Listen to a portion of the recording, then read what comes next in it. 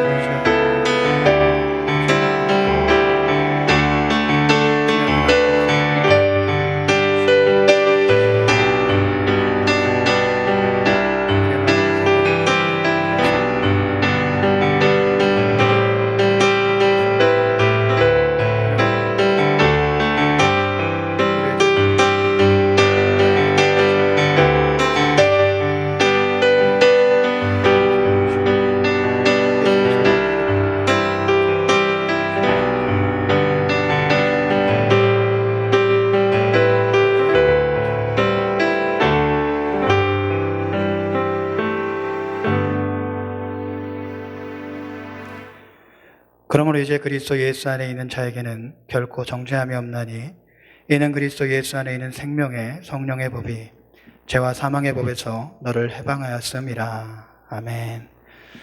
다 같이 찬송가 2장과 487장 찬송하겠습니다.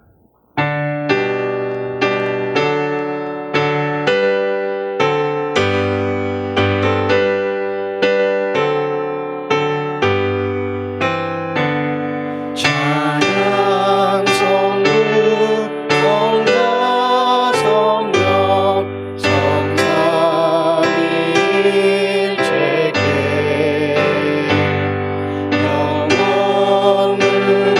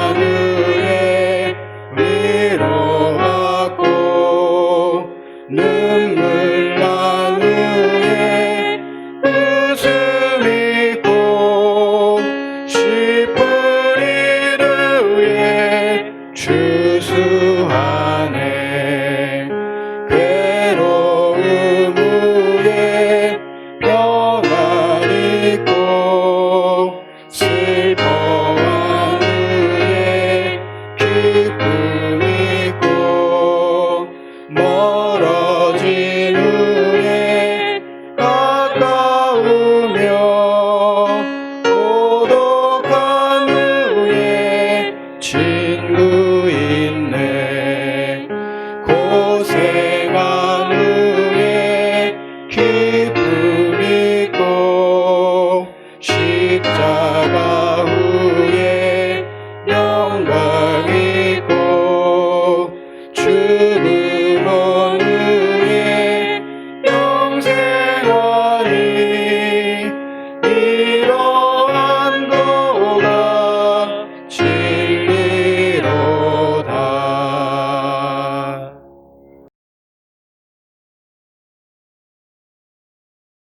영원하시고 자비하시며 사랑과 은혜가 풍성하신 전지전능하신 하나님, 이렇게 여호와 하나님께 찬양과 경배와 예배를 드릴 수 있도록 인도하심에 감사를 드립니다.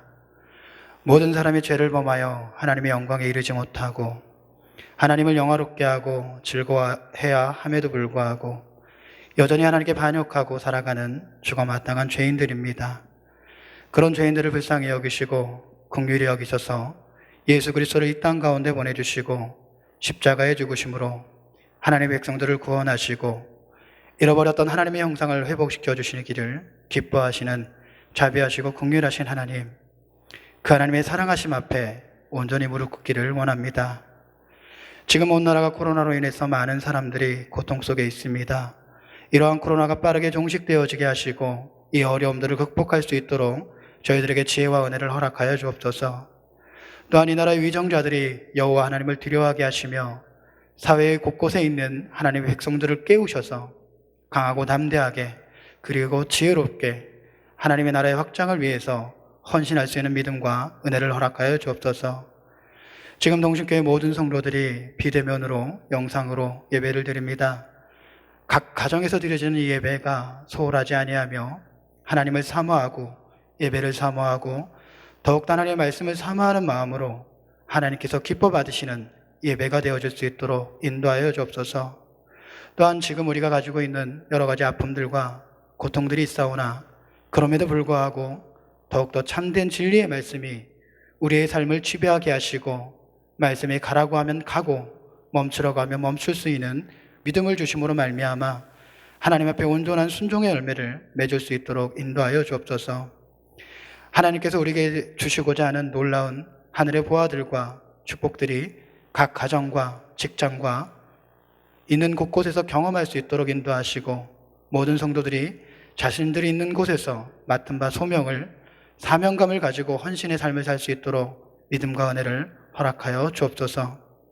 이 시간 말씀을 전하시는 담임 목사님에게도 영육간의 강건함과 지혜를 허락하여 주시고 목사님의 가정에 놀라운 축복과 평안을 허락하시어 앞으로 사역에 항상 능력과 은혜가 가득 넘쳐나고 선한 영향력을 미칠 수 있는 주의 종이 되어질 수 있도록 인도하여 주옵소서. 이 시간 말씀을 전하는 자나 듣는 자들이 항상 겸손한 마음이 되어질 수 있도록 인도하여 주옵시고 이 예배의 유일한 주인 되시는 성삼위 하나님께서만 홀로 영광을 받으시오며 우리를 사랑하시고 구원하신 예수 그리스도의 이름으로 기도하옵나이다. 아멘. 찬송가 634장 하시면서 봉헌하시는데 예물, 헌금은 비대면 예배로 드리기에 가정에서 아무 봉투에나 좋습니다. 봉투에 담아서 따로 봉헌하셨다가 나중에 교회에 나오시면 그때 내주시면 되겠습니다. 다 같이 찬양하시겠습니다.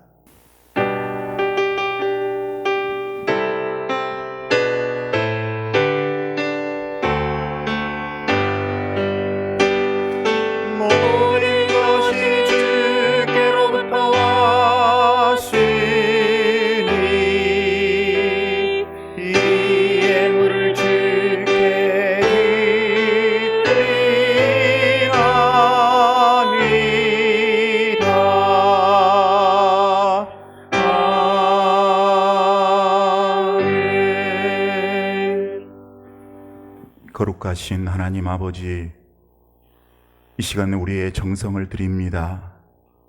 마음을 드립니다. 신앙을 드립니다. 사랑을 드립니다. 주님 받아주시옵소서. 물질만 드리지 않게 하시고 하나님께서 기뻐 받으시는 우리의 이 예물이 우리의 믿음이 드려지게 하여 주시옵소서. 코로나19로 비대면 예배로 드립니다. 그렇다고 결코 하나님께 드림에 소홀해지지 않게 하시고 가벼이 드리지 않게 하여 주시옵소서. 마음과 뜻과 정성을 다하여 하나님 앞에 드릴 수 있도록 인도해 주시옵소서. 정성스럽게 드린 손길들 축복하시되 건강을 축복하시고 자녀를 축복하시고 생업을 축복하시고 마음의 평강으로 축복하시고 모든 기도의 응답으로 축복하여 주시옵소서. 그리하여 이 복을 통해 이 땅 살아가면서 하나님의 축복의 증인으로 많은 사람들에게 그 복을 통하여 주의 사랑을 전할 수 있는 축복의 통로가 다 되게 하여 주시옵소서. 살아계신 예수님 이름으로 기도하옵나이다. 아멘. 할렐루야. 한 주간 승리하셨습니까? 하나님 말씀 받도록 하겠습니다. 하나님 말씀 전도서 7장 13절 14절 말씀을 받도록 하겠습니다. 제 성경책으로는 구약성경 954쪽에 있습니다. 전도서 7장 13절 14절 말씀입니다. 하나님께서 행하시는 일을 보라. 하나님께서 굽게 하신 것을 누가 능히 곧게 하겠느냐. 형통한 날에는 기뻐하고 공고한 날에는 되돌아보아라. 이 두 가지를 하나님이 병영하게 하사 사람이 그의 장래일을 능히 헤아려 알지 못하게 하셨느니라. 아멘. 기도하겠습니다. 하나님 아버지, 이 시간 하나님의 말씀을 듣기를 원합니다. 성령님, 깨달음의 영으로, 회개의 영으로, 말씀의 영으로 임재하여 주시옵소서. 아버지가 주시는 말씀을 가슴판 깊은 곳에 새길 수 있는 은혜가 있기를 원합니다. 말씀을 통해 죽은 영혼이 살아나게 하시고 병든 자들이 치유받게 하시고 낙심한 심령들이 새 힘과 용기와 소망을 얻게 하여 주시옵소서. 살아계신 하나님의 음성을 듣고 하나님을 만나고 깊이 체험함으로 새로워짐의 열매 맺는 축복의 시간 되게 하시기를 살아계신 예수님 이름으로 기도하옵나이다. 아멘.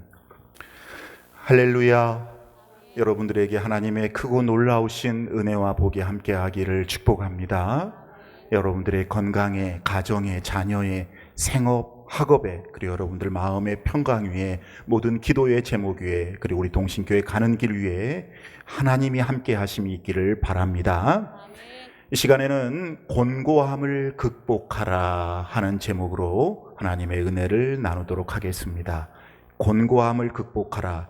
각 가정에서 예배 드릴지라도 한번 따라해 보시기를 바랍니다. 곤고함을 극복하라. 곤고함을 극복하라. 한 번 더. 곤고함을 극복하라. 곤고함을 극복하라.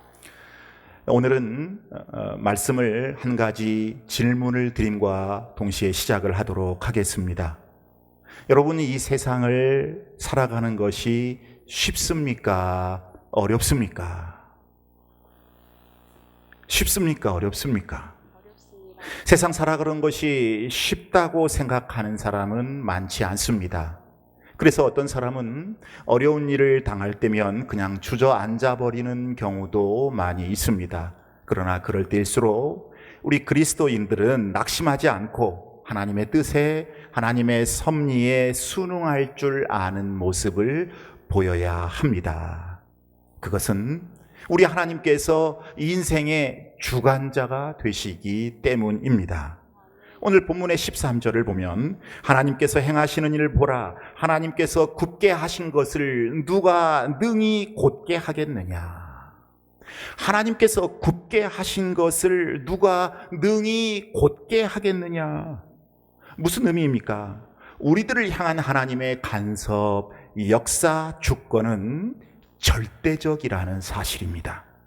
이것은 성경의 여러 부분에도 언급이 되어 있습니다. 신명기 4장 39절에도 보면 위로 하늘에나 아래로 땅에 오직 여호와는 하나님이시요 다른 신이 없다. 여호와 하나님만이 천하에 홀로 계시는 절대 주권자이심을 말씀하고 있습니다. 역대상 29장 11절에도 보면 천지에 있는 모든 것이 다 주의 것이로소이다. 또 에베소서 1장 11절에도 모든 일을 그분의 뜻대로 하시는 이가 바로 하나님이시라 그렇게 말씀을 하고 있습니다. 그러니 저와 여러분은 반드시 우리의 절대 주권자이신 하나님의 주권을 존중하고 그분의 뜻을 바로 쫓아가야 할 줄로 믿습니다. 여러분, 전쟁은 비극입니다. 더구나 한 나라에서 서로 전쟁을 하는 것은 심히 가슴 아픈 일이지요. 우리나라 6.25 한국전쟁, 또 미국의 남북전쟁 다 마찬가지였습니다. 여러분, 미국에서 남북전쟁이 일어났을 때 한 가지 문제가 있는데, 남과 북이 싸우다 보니까 북측의 교회는 이 북쪽의 승리를 위해 기도를 했고, 남쪽의 교회는 남군이 이기게 해달라고 하나님 앞에 기도했다고 하지요. 여러분, 하나님께서는 이런 때 어떻게 응답을 하셔야 할까요? 이때 당시 대통령이었던 에이브러햄 링컨은 어떻게 기도했는지 여러분 기억하고 계시지요? 주여, 주님이 제 편에 서달라고 저는 기도하지 않겠습니다. 이 전쟁에서 제가 주님 편에 서게 해 주십시오. 주님의 뜻을 이루게 해 주십시오. 주님 제 편에 서지 마시고 저로 하여금 주님 편에 서게 하여 주시옵소서. 링컨은 하나님이 자신의 편에 서는 것이 아닌 자신이 하나님 편에 서도록 기도했던 것입니다. 결국 이렇게 기도했던 링컨이 전쟁에서 승리를 거두었어요. 그 많은 남부의 기독교인들도 기도는 했지만 그들은 응답을 받지 못했습니다. 그 기도는 주님 편에 서 있는 기도가 아니었기 때문입니다. 여러분, 제가 대학교 1학년 때 대학교 친구들과 함께 강원도 영월에 놀러 간 적이 있었습니다. 여름방학 때였는데요. 그때 단종 유배지인 청령포로 가기 위해 나룻배를 탔습니다. 청령포가 강가의 가운데 있었던 것으로 기억을 해요. 지금도 그런지는 모르겠습니다만은 약 40년 전 그때 그곳에서는 이 나룻배를 타고 노를 저 움직이는 것이 아니고 밧줄이 이쪽 육지하고 그리고 저쪽 청년포, 그러니까 양쪽 끝에 이 새 말뚝에 묶여 이쪽과 저쪽이 연결되어 있는데 배 탄 채 그 밧줄을 잡아당겨 가지고 나룻배를 타고 강 건너까지 가는 그런 형식이었어요. 그런데 밧줄을 잡아당겨 움직이게 되니까 배를 탄 우리 입장에서 보면 꼭 저쪽이 우리에게 끌려오는 것 같았습니다. 그러나 실제로는 제가 탄 그 배가 그쪽으로 움직이고 있는데 말입니다. 착시현상이지요. 여러분도 비슷한 경험들을 하신 적이 있을 것입니다. 여러분, 우리가 기도하는 것도 그렇습니다. 기도는 우리의 밧줄을 하나님께 던져놓고 당기는 것과 같습니다. 우리가 하나님을 우리 쪽으로 오시게 하는 것이 아니라 우리가 하나님 편으로 끌려가는 작업입니다. 기도의 줄을 잡아당겨서 우리가 주님 편에 서는 거예요. 하나님의 뜻을 바라보는 거예요. 기도의 줄로 하나님의 뜻에 가까워지는 작업이 바로 기도인 것입니다. 여러분, 우리가 믿는 그리스도 신앙 전체가 다 그렇습니다. 우리가 예수 그리스도를 믿는다고 해서 무조건 하나님께서 우리의 편이 되어주시는 게 아닙니다. 예수님께서는 우리의 편을 들어주시기 위해 이 땅에 오신 것이 아니라 우리를 하나님 편으로 이끌어 가시기 위해 오셨음을 꼭 기억할 수 있기를 바랍니다. 오늘 본문 전도서 7장 13절 말씀이 바로 그 말씀이에요. 하나님께서 굽게 하신 것을 누가 능히 곧게 하겠느냐. 하나님께서 굽게 하시면 굽은 그대로, 하나님께서 곧게 하시면 곧은 상태로 그대로 인정하라는 거예요. 그대로 받아들이라는 것입니다. 그리고 거기서 그냥 끝나버리면 안 됩니다. 오늘 말씀처럼 형통할 때는 기뻐하고 곤고할 때는 우리의 인생을, 신앙을, 믿음을 되돌아보아야 할 줄로 믿습니다. 하나님은 우리를 그렇게 하나님의 주권을 인정하고 우리 주님의 주권을 전적으로 인정하고 우리의 삶을 돌아보고 새로워지는 하나님의 마음에 합한 멋진 신앙 인격자로 만들기 소원하셔서 두 가지를 섭리하고 계심을 오늘 본문 성경에서 말씀하고 있어요. 첫 번째 섭리는 하나님께서 우리 앞에 형통한 날과 곤고한 날을 병행하게 만들어 두셨다는 것입니다. 오늘 본문 7장 14절을 읽어보도록 하겠습니다. 형통한 날에는 기뻐하고 공고한 날에는 되돌아보아라. 이 두 가지를 하나님이 병행하게 하사 사람이 그의 장래일을 능히 헤아려 알지 못하게 하셨느니라. 아멘. 여러분은 어떤 사람이 항상 행복하기만 한 것 같아서 그 사람이 부러운 적이 있으십니까? 그러나 여러분, 그렇지 않습니다. 그 사람의 인생에도 행복만 있는 것이 아닙니다. 그 인생에도 깊이 들어가면 곤고함이 섞여 있어요. 항상 형통만 하며 사는 사람도 없고 항상 공고한 인생만 사는 사람도 없습니다. 인생은 누구나 다양한 형통과 곤고함을 골고루 경험하면서 살도록 하나님께서 섭리하셨다는 말씀입니다. 여러분, 교통사고 조심하십시오. 이 경찰청 자료에 따르면 우리나라에서 보통 한 해 동안 평균 약 37만 명이 교통사고로 부상을 당한다고 합니다. 그리고 인구 10,000명당 1명이 교통사고로 사망을 한대요. 여러분, 이것을 10년, 20년, 30년으로 계산해 보십시오. 교통사고 하나만으로도 얼마나 많은 사람들이 부상을 당하고 사망을 하겠습니까? 거기에 우리 주위 사람들이 없겠습니까? 우리의 가까운 사람들의 상당수가 교통사고로 크고 작은 피해를 입고 산다는 이야기가 돼요.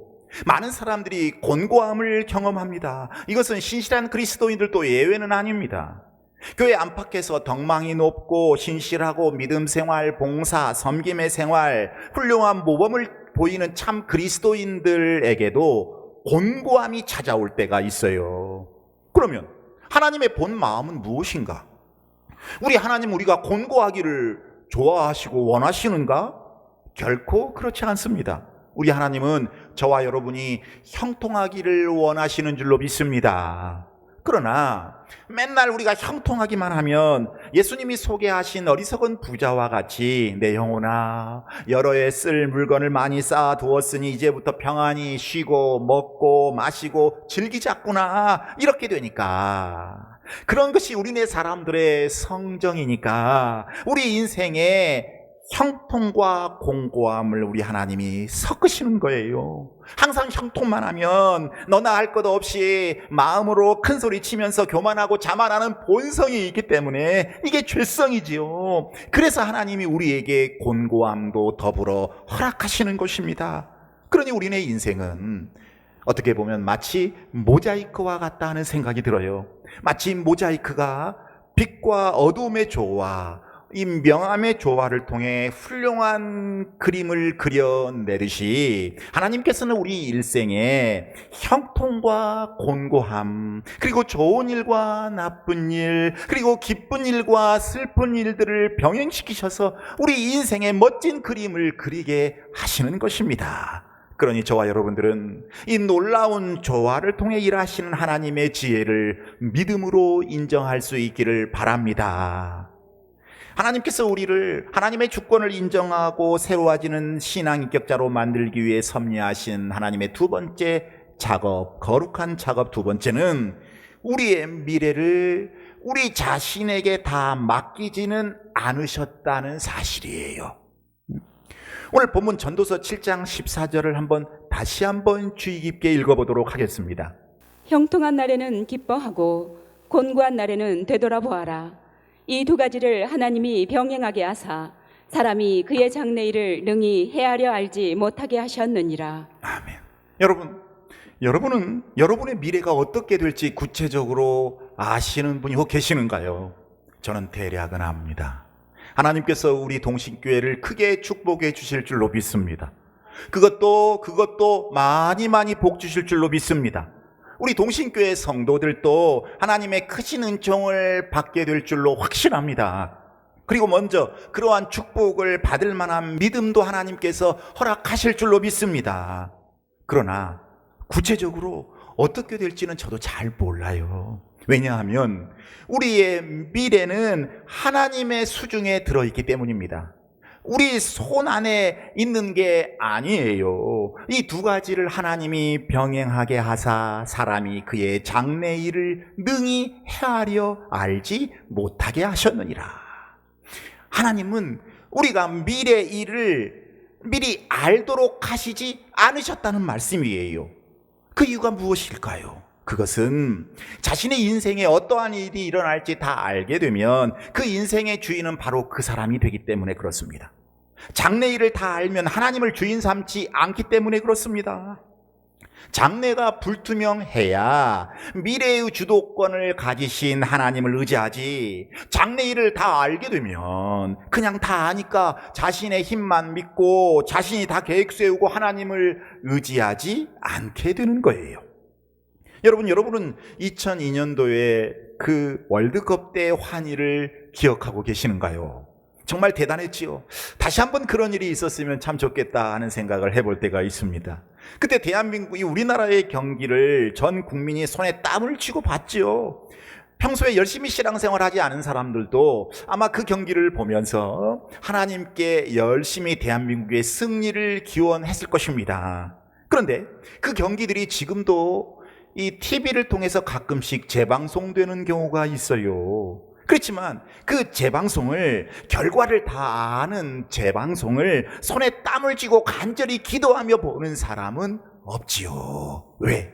이미 승패를 다 알고 있기 때문에, 누가 골을 넣었는지, 어느 팀이 이겼는지, 그리고 어떻게 진행됐는지에 대해서 다 알기 때문에 하나님께 기도할 필요도 느끼지 않고 간절히 사모하는 마음도 생기지 않습니다. 마찬가지예요. 하나님께서 우리의 장래일을 헤아리지 못하도록 만드신 것도 그와 같은 이유예요. 하나님께만 집중하라고 하시는 거예요. 장래일을 알지 못하기 때문에 하나님의 주권을 인정하고 간절한 마음으로 주권자이신 하나님을 의지하라고 하시는 것입니다. 형통한 날에는 기뻐하고 하나님께 감사하고, 그리고 공고한 날에는 되돌아봐서 하나님을 더욱 사랑하라는 의미가 담겨져 있는 거예요. 야고보서 5장 13절 말씀처럼 고난당할 때는 기도하고 즐거워할 때는 형통한 날에는 찬송하며 주님을 바라보는 신앙 인격자로 성숙해지라는 것입니다.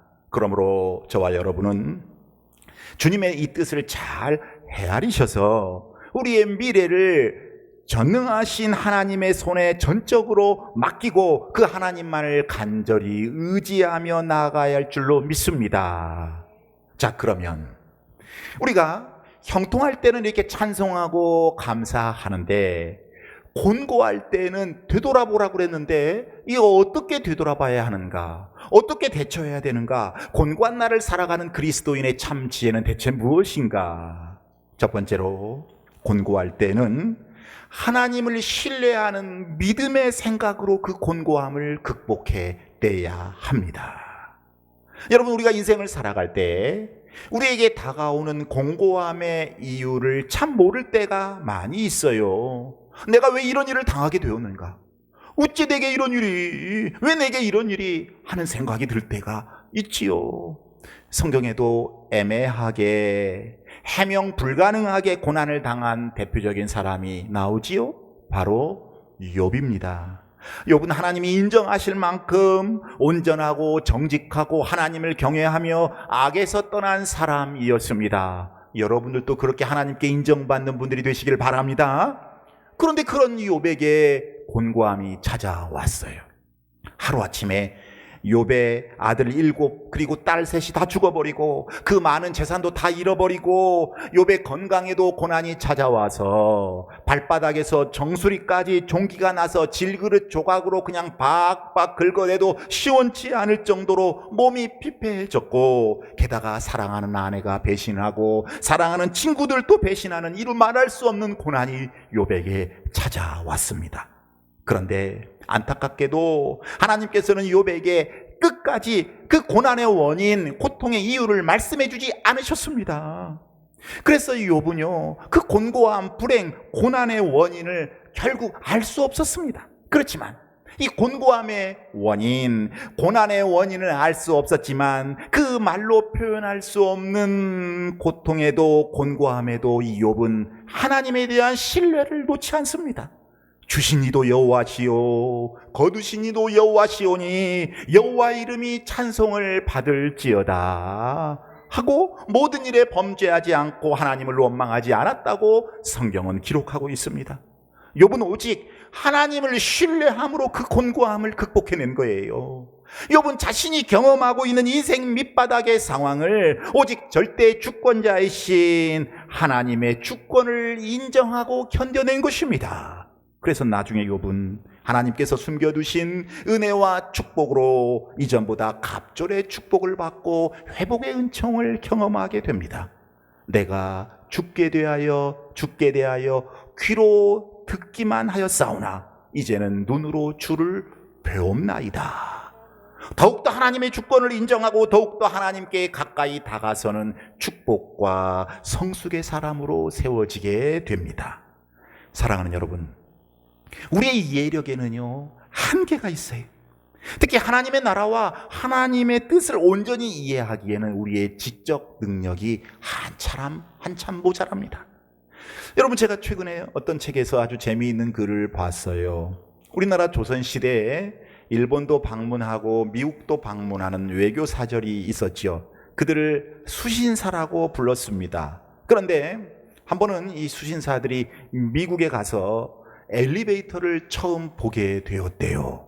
그냥 눈이 휘둥그레졌어요. 그리고 돌아와서 자신들이 그 본 엘리베이터를 열심히 사람들에게 설명하기 시작했는데 뭐라고 설명했냐면 미국에서는 집이 막 올라갔다 내려갔다 한다, 이렇게 설명을 했다고 해요. 여러분, 그러면 그들의 설명을 들은 사람들의 반응은 어떠했을까요? 아이고, 저 사람들이 여행을 오래 하다 보니까 어떻게 정신이 이렇게 되었구만, 이렇게 생각했을 것입니다. 여러분, 공간과 문화를 초월하니 전혀 이해를 못한 거예요. 여러분, 요즘에 우리가 즐겨 사용하는 스마트폰이 있잖아요. 여러분, 이거 예전에 우리가 생각이나 했습니까? 스마트폰 우리가 이렇게 쓸 수 있을 것이라고 상상이나 했습니까? 그런데 지금 그렇게 우리가 잘 쓰고 있는 유행하는 스마트폰을 조선시대의 사람들에게 말해본다고 생각해 보십시오. 그때의 사람들이 우리 말을 이해할 수 있을까요? 이게 뭔 말인지 알아들 수 있겠습니까? 이해하지 못해요. 전혀 알아듣지 못합니다. 이처럼 같은 인간끼리도 시간과 공간, 문화를 초월하면 전혀 이해가 안 되는데 하나님과 우리 사이는 어떻겠습니까? 피조물이 창조주 하나님의 뜻을 제대로 안다는 게 어디 쉽겠습니까? 하나님께서 아무리 알아듣게 설명해 주셔도 현재 이 세상에 살고 있는 우리는 하나님의 뜻을 온전히 다 이해할 수는 없습니다. 하나님께서 불행의 원인을 묻는 우리에게 침묵하시는 이유는 하나님께서 무뚝뚝하시거나 우리가 겪는 고통에 대해 무관심해서 그런 것이 아닙니다. 하나님께서 우리에게 그 이유를 다 설명해 주셔도 우리가 다는 이해할 수가 없기 때문에 그렇습니다. 그래서 이사야 55장 8절 9절에서 그렇게 말씀하잖아요. 말씀을 읽어보도록 하겠습니다.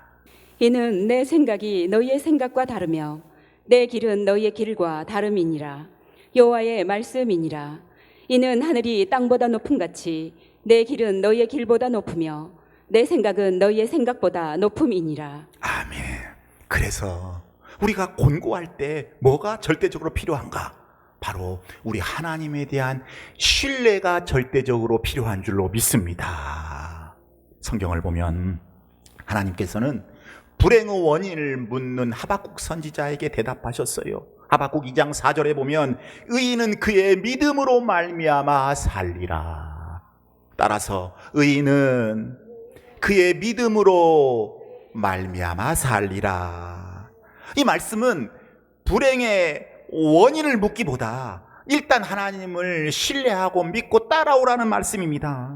하나님께서 다 알아서 하시고 책임져 주시고 이끌어 주시니 그냥 하나님을 믿고 따라오라는 거예요. 왜냐하면 불행을 극복하는 가장 좋은 방법은 제대로 이해하지도 못하고 인정하기도 어려운 불행의 원인에 집중하는 것이 아니라 그것 찾아내느라고 본질을 놓치는 것이 아니라 우리 각 사람을 직접 창조하신 하나님을 믿고 따르는 것이기 때문입니다.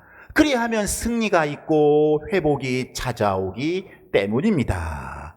그러니 저와 여러분은 공고함이 찾아올 때 먼저 하나님을 신뢰하는 믿음으로 모든 것을 온전히 주님의 손에 다 맡겨야 할 줄로 믿습니다. 우리의 생명을 직접 만드신 하나님만큼 우리의 삶을 잘 아시는 분이 없습니다. 하나님만큼 우리를 많이 사랑하시는 분이 없습니다. 하나님은 우리보다 우리를 더 사랑하시는 분인 줄로 믿습니다. 할렐루야. 사랑하는 여러분, 우리가 고난과 역경 속에 있을 때, 우리에게 곤고함이 찾아올 때 어떤 생각으로 반응하고 대처하는가에 따라 그 양상은 아주 달라집니다. 어떤 분이 사업에 망했어요. 아무것도 남지 않았습니다. 노숙자 신세가 돼버리고 말았어요. 에이, 죽어버리자. 이렇게 사는 게 죽는 것보다 못하지. 자살을 해버렸어요. 그런데 다른 어떤 사람도 사업에 망했습니다. 빚쟁이들이 날마다 독촉을 합니다. 그러나 낙심하지 않고 성경에 하나님이 형통과 공고함을 병행하게 하신다고 했으니 나중에는 형통한 날도 오겠지 하면서 주님을 신뢰하는 믿음으로 버텨나갑니다. 그러던 그가 길가에서 물건을 팔기 시작을 해요. 노점상이지요. 전직 사장님이 5,000원짜리 6,000원짜리 싸구려 물건을 팔면서 조금씩 빚도 갚아가고 힘든 생활을 영위해 나갑니다. 길가에서 예전에 아는 사람들도 만나게 돼요. 그러나 자존심을 버린 지 오래됐습니다. 그런데 추운 겨울 어느 날 길거리에서 물건을 늘어놓고 장사를 하고 있는데 어느 고급차에서 한 신사가 내리는 거예요. 가만히 보니까 예전에 자기 집에서 점원을 하던 총각이에요. 그 사람이 사업에 성공해서 사장이 되었어요. 그 사람이 하는 말, 사장님, 어찌된 일입니까?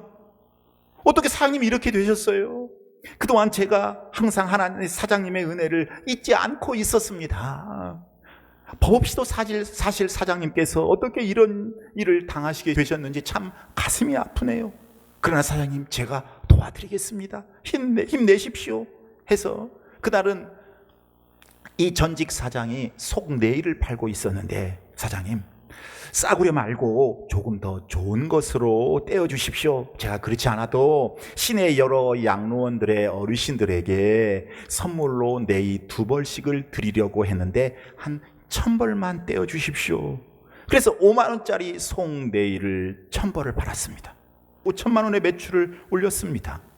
거기에다가 그 전직 점원이 지속적으로 일할 수 있는 자리를 마련해주고, 그래서 기반 잡고 다시 재기에 성공할 수 있었다고 합니다.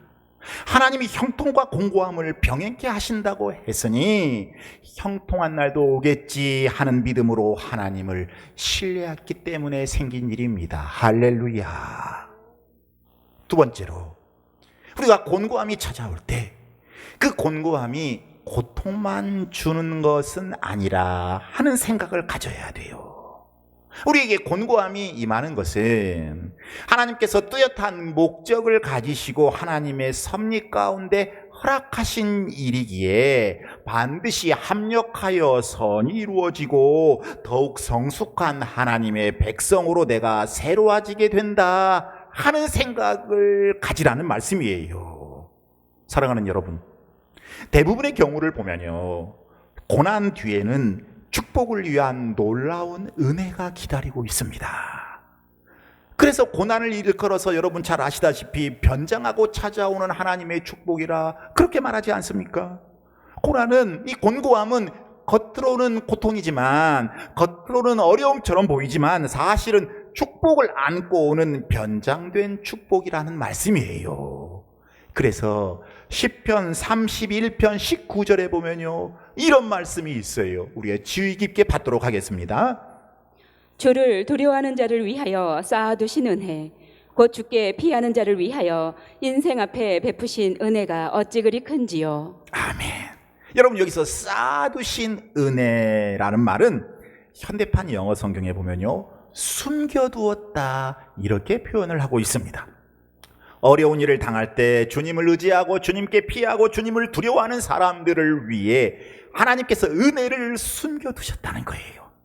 고난 가운데에서 공고함 속에서도 하나님을 신뢰함으로 믿음의 태도를 가지는 사람의 눈에만 보이도록 은혜와 축복을 특별히 특별한 자리에 준비해 두고 계신다는 의미인 거예요. 고통과 공고함이 새로운 은혜와 축복으로 연결된다는 말씀인 것입니다.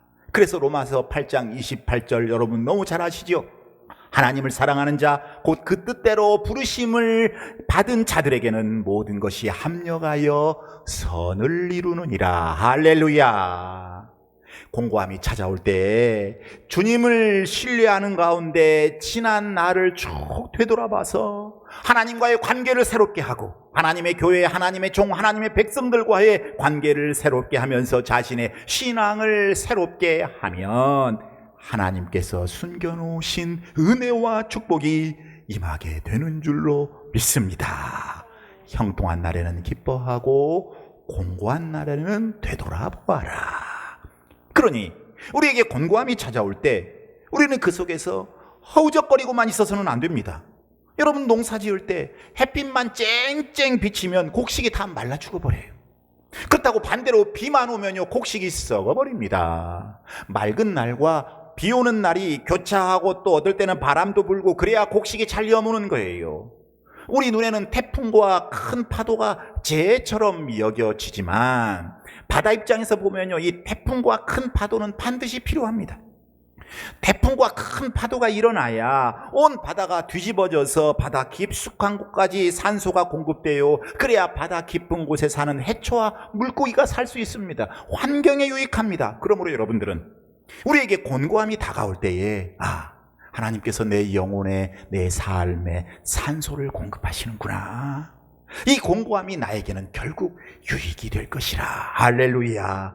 이렇게 생각하시기를 바랍니다.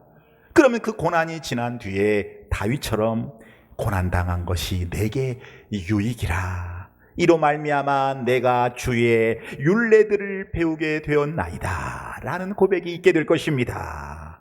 고난을 통해 세상의 쥐에 굳어진 마음에 영적인 산소가 공급이 되어서 여러분의 신앙이 살아나게 될 줄로 믿습니다.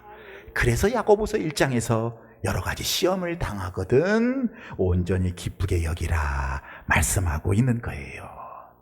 세 번째로 우리가 곤고할 때는 어떻게 살아야 하는가? 하나님께서 함께 하신다는 생각으로 무장하시고 절대 염려해서는 안 됩니다. 사랑하는 여러분, 여러분 하나님께서 여러분과 함께 하신다는 사실을 믿으십니까? 믿으십니까? 정말 믿으십니까? 우리는 하나님께서 우리와 함께 하신다는 생각을 한시라도 놓쳐서는 안 됩니다. 이것이 우리의 믿음이고 우리의 생명이기 때문입니다. 히브리서 2장 18절에 예수님이 시험을 받아 고난을 당하셨은즉 시험 받는 자들을 능히 도우시느니라 이렇게 말씀하셨고, 히브리서 4장 15절에 보면 우리 주님께서는 우리의 연약함을 동정하신다고 말씀하고 계세요.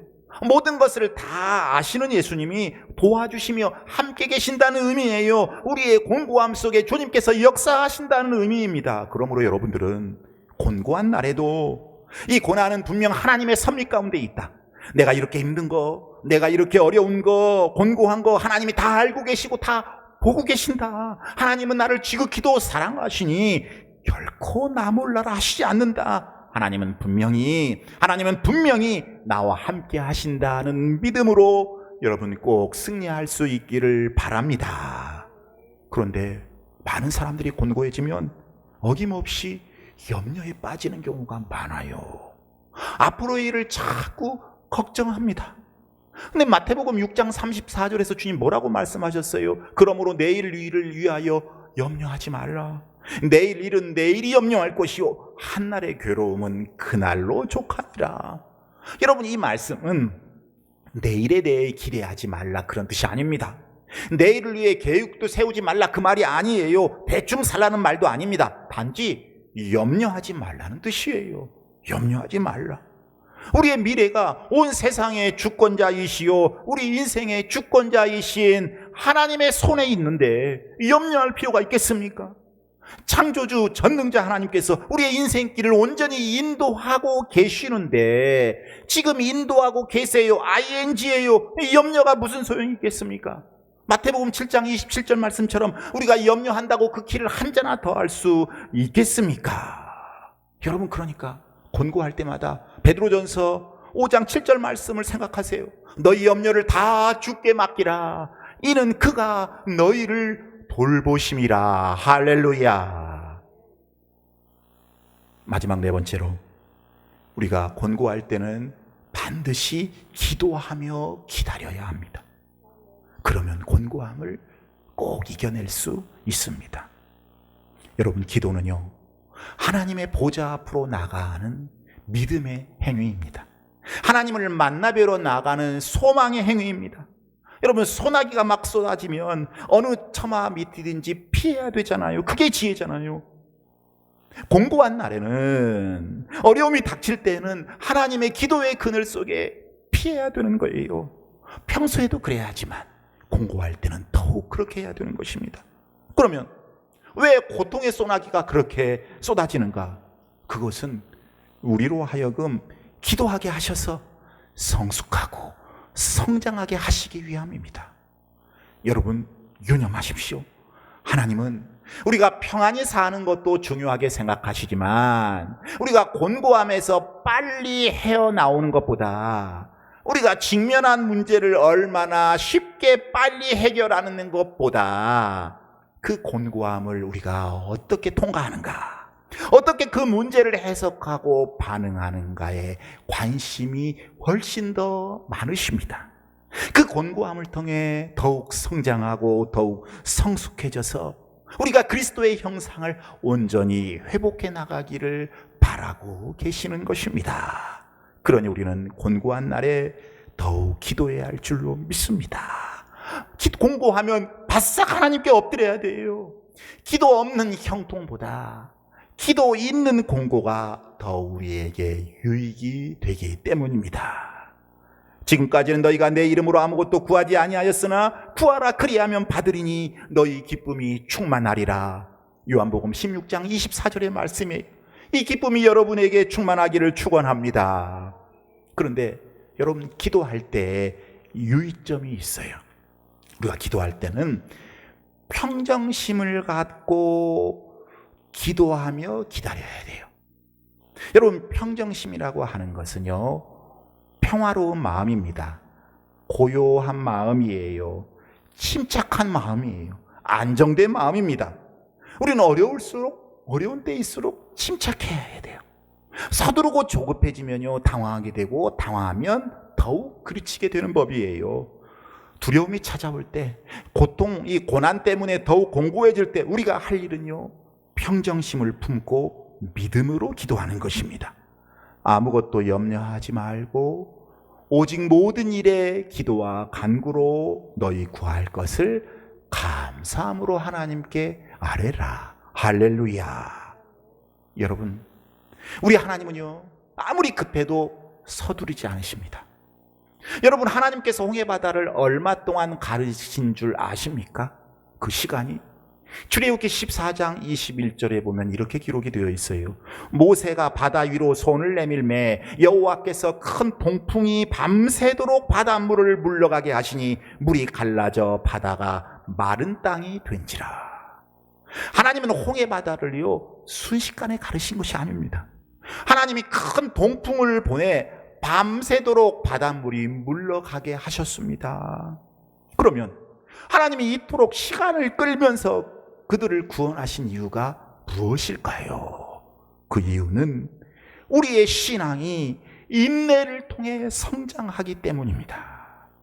야고보서 1장 2절에서 4절 말씀이 바로 그 말씀 있잖아요. 내 형제들아, 너희가 여러 가지 시험을 당하거든 온전히 기쁘게 여기라. 이는 너희 믿음의 시련이 인내를 만들어내는 줄을 너희가 알미라. 인내를 온전히 이루라. 이는 너희로 온전하고 구비하여 조금도 부족함이 없게 하려 함이라. 그러므로 여러분들은 하나님의 역사를 기다리는 작업, 하나님의 인도를 기다리는 작업인 이 기도를 인내하며 해갈 수 있기를 바랍니다. 너무 서두르시면 안 돼. 너무 조급해 하시면 안 돼. 이제 말씀을 정리합니다. 여러분들 중에 혹 생업에 실패한 분들이 계십니까? 실패한 자리에서 기도하시면 됩니다. 생업에 실패했어도 한 가지 변함이 없는 것은 하나님께서 여러분을 여전히 사랑하신다는 사실입니다. 건강 문제도 마찬가지입니다. 자녀 문제도 마찬가지입니다. 물질 문제도 다 마찬가지예요. 기도하세요. 그리하면 우리 머리카락까지도 다 세고 계시는 우리의 아버지 하나님께서 우리의 생애의 주인이신 주권자 전능자 여호와 하나님 아버지께서 여러분을 도우실 것입니다. 치료하실 것입니다. 회복시켜 주실 것입니다. 우리는 혹 하나님을 잊어도 하나님은 우리를 결코 잊지 않으십니다. 그분 안에서는 형통이든 곤고함이든 아무것도 우리의 삶을 불행하게 하지 못합니다. 우리 앞에 험산 줄령과 같은 큰 문제가 자리 잡고 있어도 하나님께서는 반드시 우리를 선하신 길로, 승리의 길로 인도해 주실 것입니다. 이 놀라운 은혜가 저와 여러분의 있기를 우리 주님의 이름으로 축원합니다. 축원합니다. 찬송하겠습니다. 가사를 생각하면서 왜 나만 겪는 고난이냐고.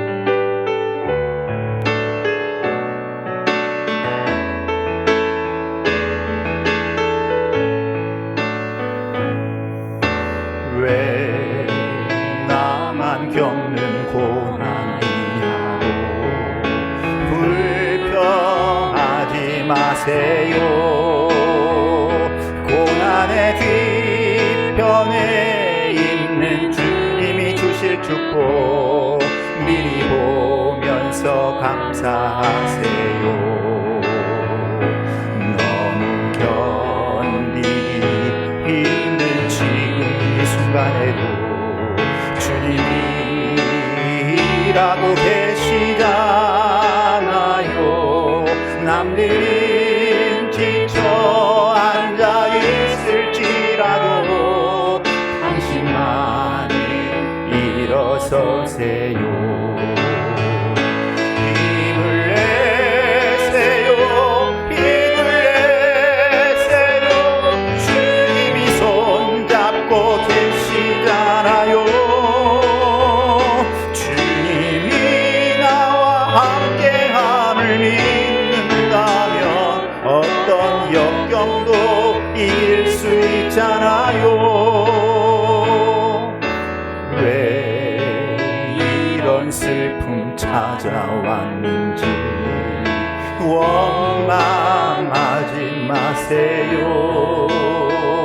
당신이 잃은 것보다 주님이 주신 은혜 더욱 많음에 감사하세요. 너무 견디기 힘든 지금 이 순간에도 주님이 일하고 계시잖아요. 남들은 지쳐 앉아 있을지라도 당신만이 일어서세요. 아멘. 힘을 내세요. 힘을 내세요. 주님이 손잡고 계시잖아요. 주님이 나와 함께함을 믿는다면 어떤 고난도 견딜 수 있잖아요. 왜 나만 겪는 고난이냐고. 불평하지 마세요.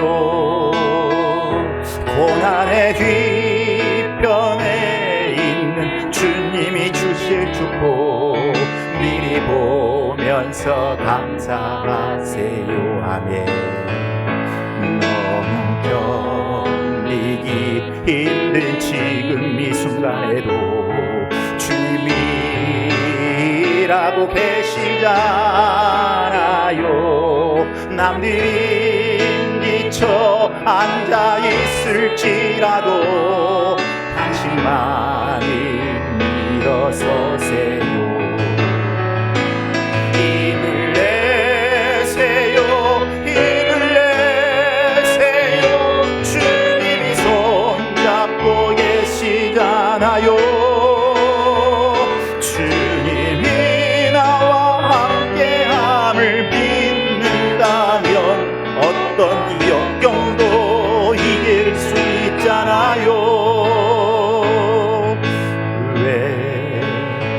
이런 슬픔 찾아왔는지.